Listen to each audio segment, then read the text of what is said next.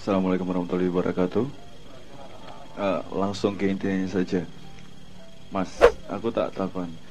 Apakah demo itu salah satu bentuk gotong royong? Demo. Karena kalau kita lihat, kalau pengamatan saya sendiri ya, gerakan massa dari tahun 98 sampai sekarang, itu kan energinya beda. 98 itu sangat kuat dan hampir semua elemen itu terjun gitu loh. Kalau kita lihat demo sekarang, kayak terakhir saya ngamatin demo tentang RUU apa KPK, itu kan hanya bertahan berapa minggu. Habis itu blas hilang gitu loh. Ya kan? Terus dan saya demo soal agama dan segala macam segitu banyaknya massa itu kan nggak menimbulkan efek apa-apa gitu loh. Hanya unjuk kekuatan, pamer ya popularitas dan segala macam gitu loh. Nah, itu apakah gotong royong itu bisa dalam bentuk demo? Tapi pertanyaan saya adalah kenapa energinya sangat-sangat berbeda gitu loh. Kok lebih gampang capek mahasiswa-mahasiswa sekarang? Kebetulan saya lagi deket juga sama mahasiswa di Cirebon dan sering ngobrol sama mereka gitu loh. Ketika mereka demo pun ya sebenarnya nggak tahu permasalahannya apa. Rame-rame wis bakar ban habis itu selesai deh, gitu. Dan itu nggak menyelesaikan masalah sama sekali gitu loh. Nah, energi mereka ya ketika sudah ngerasa mentok, alah ya wis gitu loh, selesai gitu loh. Dan itu pun kalau menurut saya itu terjadi di mana-mana. Demo apa ya, sepelik-peliknya permasalahan kita energinya kenapa nggak pernah sebesar 98, bahkan kita balik lagi ke tahun-tahun berikutnya gitu loh. Di mana masa mampu bertahan sampai berhari-hari dan akhirnya pemerintah pun sedikit ngelihat dan segala macam gitu loh. Itu aja Mas. Terus Assalamualaikum. Bismillahirrahmanirrahim. Assalamualaikum warahmatullahi wabarakatuh. Waalaikumsalam warahmatullahi wabarakatuh. Saya Carmila dari Maiyah Cirebon. Yang mau saya tanyakan di sini berbicara dengan gotong royong. Sebelum kecangkupan luas, saya ingin bertanya kepada Mas Abrang, bagaimana cara mengetahui diri kita ini sudah bergotong royong dengan seluruh tubuh? Apakah sudah termasuk gotong royong atau belum? Oke, mata kita menuju kemana? Telinga kita mendengar apa? Kaki kita melangkah kemana? Hati kita kemana? Pikiran kita kemana? Yang dimasuk gotong royong itu apakah menuju ke satu ataukah seperti apa? Kurang lebihnya mohon maaf. Wassalamualaikum warahmatullahi wabarakatuh. Cukup. Oke, cukup tiga dulu. Oke, saya coba respon satu-satu. Kalau Anda berpikir bahwa demo itu ingin memecahkan masalah, berarti Anda masih naif. Kenapa 98 bisa gedenya seperti itu? Anda bisa lihat polanya di dunia. Kalau musuhnya adalah satu musuh bersama, gelombangnya akan besar. Itu biaya logistiknya mengerikan, Mas. Jagain orang 10.000 kasih makan sehari 3 kali. Terus Anda pikir yang demo-demo itu punya duit beneran buat 10.000? Pasti ada di belakangnya urusan logistik, urusan manage siapa ke depannya, tekniknya gimana, siapa kemana dan seterusnya. Habis itu ada mastermindnya juga, ada banyak langkah ke situnya. Di Indonesia demo sampai saat ini setahu saya masih untuk panggung berjoget, panggung karnaval sampai saat ini, karena tidak banyak yang betul-betul menguasai masalah. Seneng rame-rame karena sudah merasa berbuat. Itu urusan pengen memenuhi hormon serotonin di dalam dirinya saja. Kalau enggak enak hatinya. Teman-teman, aku tak berbuat lah sebisa mungkin. Pokoknya orang ngerti, pokoknya mangkat. Padahal rakyat itu adalah kekuatan yang sangat-sangat besar. Di dia bisa mengalahkan semua kekuasaan, dia bisa mengalahkan kapitalisme rakyat itu. Cuman masalahnya rakyat itu cair, tidak bisa dipadatkan untuk menjadi kekuatan. Tidak mudah kalau dia menjadi satu aliran, semua habis sama rakyat. Anda besok seminggu berhenti beli McDonald se-Indonesia, beloi nek ra sujud-sujud. Gak salah lama-lama. Tapi yang membuat kompak itu kan tidak sederhana, karena setiap orang punya level pemahamannya sendiri-sendiri.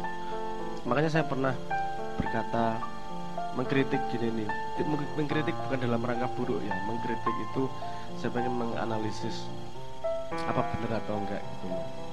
Saya waktu itu pernah mengkritik revolusi mental. Saya bukannya nggak setuju, saya seneng banget kalau bisa terjadi revolusi mental. Tapi sepengetahuan saya sepanjang sejarah yang ada di dunia yang pernah saya baca, tidak pernah terjadi revolusi mental tanpa didahului oleh darurat nasional yang dipahami oleh semua orang. Harus ada daruratnya dulu nih. Bom Hiroshima Nagasaki, Black Plague, bubonic plague di Eropa yang membunuh 6 juta orang sehingga terjadi Renaissance, Great Sting di London, segala macam, banyak macam-macam. Pasti ada darurat yang semua orang paham dulu. Terjadi revolusi mental langsung semuanya, karena semuanya merasakan harus berubah bersama-sama. Belum ada yang revolusi mental langsung dipimpin sama pemerintah.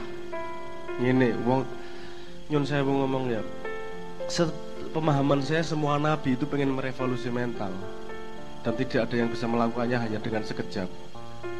Kalau Islam itu startup, Kanjeng Nabi di Mekah itu 13 tahun startupnya punya user 236 paling, nggak lebih. Startup Islam lah, katakanlah gitu. Kan sedih banget tuh, 13 tahun. Tapi kan revolusi mental memang tidak pernah dilakukan dengan lambat, metodologinya harus jelas. Tapi setelah saya dijelaskan detail langsung, ternyata memang selipnya pada penerjemahan revolusi mental tersebut. Maksudnya sebenarnya bukan yang jadi pendidikan karakter apa segala macam itu kan nggak, menurut saya nggak beres. Nah gini, sekarang kenapa energinya beda? Karena sekarang arusnya tidak jelas loh. Sekarang siapa lawan siapa? Kita kan masih orang lawan orang lagi nih, belum orang melawan masalah nih. Ini sekarang masih bertahan loh, oligark melawan oligark. Saya nggak perlu nyebut lah, Anda tahu oligark mana lawan oligark mana, punya kesempatan sendiri bikin oligark lagi. Anda lihat tahun 2024, kalau permainannya sama seperti ini, jorok ya mesti karuan. 2019 saja Anda merasakan Twitter seperti, ya Allah, trending topiknya tiap hari kan menyenangkan banget. Tiap Jumat, Prabowo Jumatan kemana? Prabowo Jumatan kemana? Tiap Jumat ya aku nyenengke banget iki piye responnya iki Prabowo Jumatan di foto, cie pamer Jumatan. Nah, sudah salah meneh to.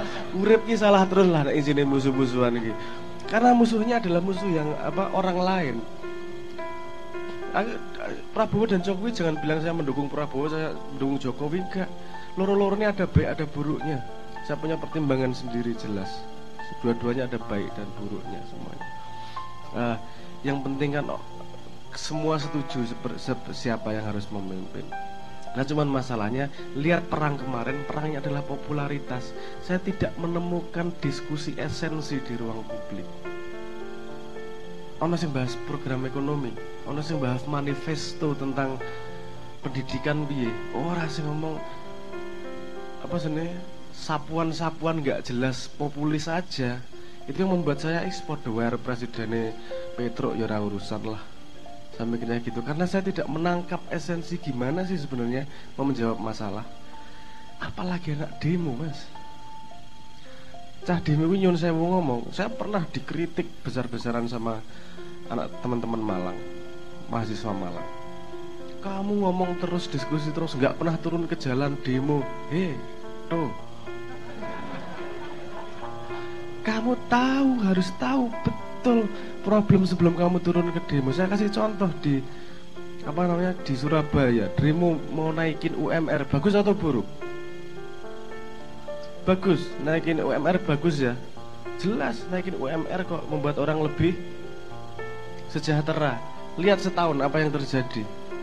Industri menengah tidak bisa bayar, sehingga dia harus keluar dari Surabaya, milih pindah bisnis jadi importir. Produksi berkurang, pengangguran meningkat karena demo yang sangat mulia yang namanya meningkatkan UMR. Belajar sejarah toh. Sebelum kamu berangkat ke hutan untuk mau menebas hutan sebagai seorang pahlawan, asah dulu gergajimu. Jangan berangkat ke hutan dengan golok yang ketul, tumpul. Asah dulu, belajar dulu, tahui benar-benar sehingga sehingga kamu tidak hanya menjadi boneka dari kepentingan yang lebih besar. Kamu daulat menjadi dirimu. Mak iya ki pokok-pokok yang ini rano sing biayai, dan dari 7 orang pakai uplik itu tadi. Kita cuman sederhana nggak pengen manen, kita panennya nanti gampang. Kalau kita semua menjadi orang yang daulat, jelas dah panen akan dengan sendirinya. Karena kita berharap yang panen bukan hanya kita, tapi anak cucu kita dan seterusnya yang panen. Kan ngono. Keterusan demo ngono Mas. Iki iso ruwet sak donya iki hampir ora ono demo sing Hong Kong lumayan itu. Lumayan apa jenenge? Organik, tapi memang supporter yang berduit juga ada untuk memanage itu semua. Nang Indonesia aku biasanya ono sing bayari munggah joget ya oke, diwawancarai selesai. Cuman gitu. Menurut saya ya tidak merendahkan, tapi kurang tajam itunya, goloknya gitu aja.